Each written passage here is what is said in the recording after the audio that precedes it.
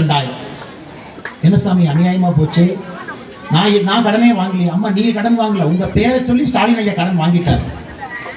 அப்ப கடன் யாரு கட்டுறது? உங்க குழந்தைங்க, உங்க பேர குழந்தைங்க, அதுக்கப்புறம் வேற பேர குழந்தைங்க, அவங்க எல்லாம் கடன் கட்டுவாங்க. ஆட்சிக்கு வரும் பொழுது ரேஷன் அட்டையின் மீது 2,10,000, இன்னைக்கு 4,82,000. ஒரு ரேஷன் அட்டையின் மீது 2,72,000 ரூபாய் இந்த 5 ஆண்டுகள்ல கடன் மட்டும் வாங்கியிருக்கலாம். குடுக்கல, குடிநீர் கொடுக்கல. நான் படிக்கிறேன் பாருங்கம்மா.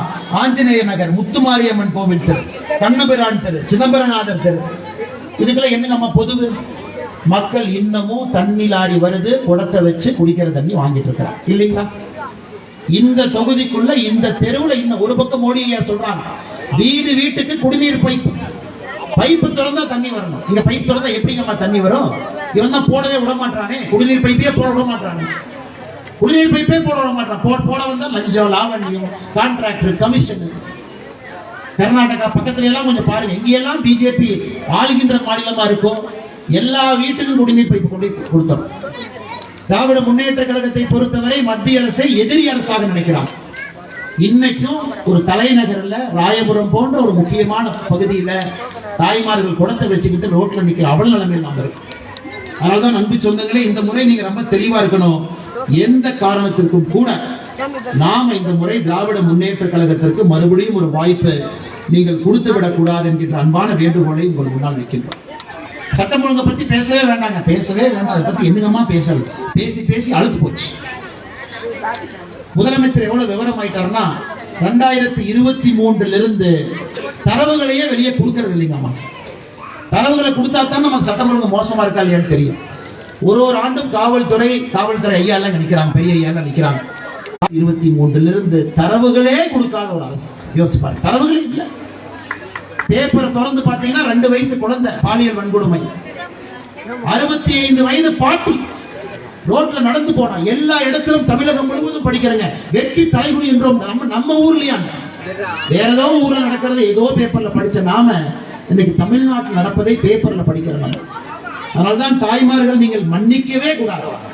சமீபத்தில் நம்முடைய நடிகை ரேவதி நடிகை அவங்க சொன்னாங்க, முதல்ல இதே சென்னையில சைக்கிள் எடுத்துட்டு இங்கே எங்கேயும் போவேன், பாதுகாப்பா இருப்பேன்.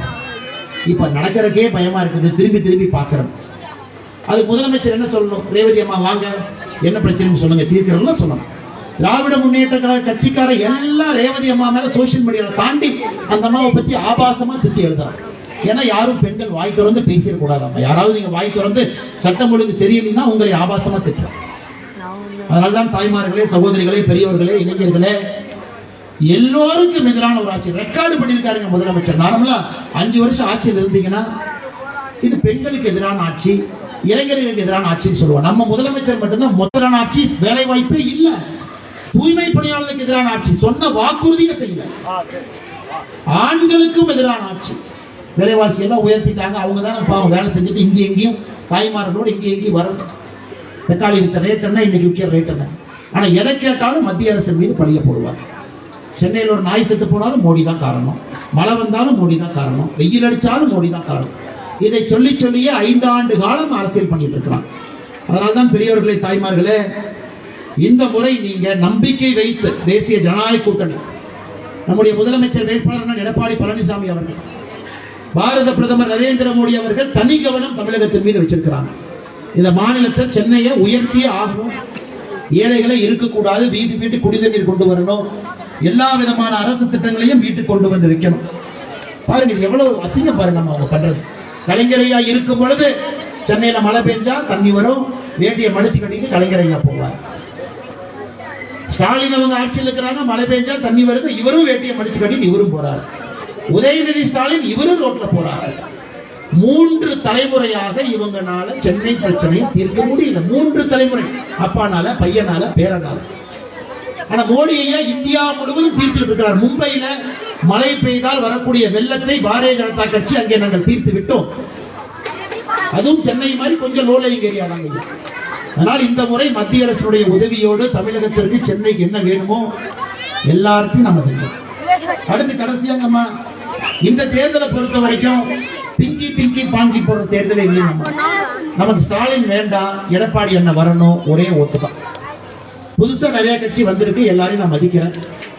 நிறைய குழந்தைகள்லாம் பார்க்குற அம்மா இந்த முறை ஒரு மாற்றத்துக்காக ஒரு ஓட்டு போட்டுருமா, என் தலைவனுக்காக ஓட்டு போட்டுருமா. அதே குழந்தைக்காக தாயிட்ட கேட்கிறேன், உங்க பையன் நல்லா இருக்கிறதுக்காக தேசிய ஜனநாயக கூட்டணிக்கு நீங்க ஓட்டு போடுங்க.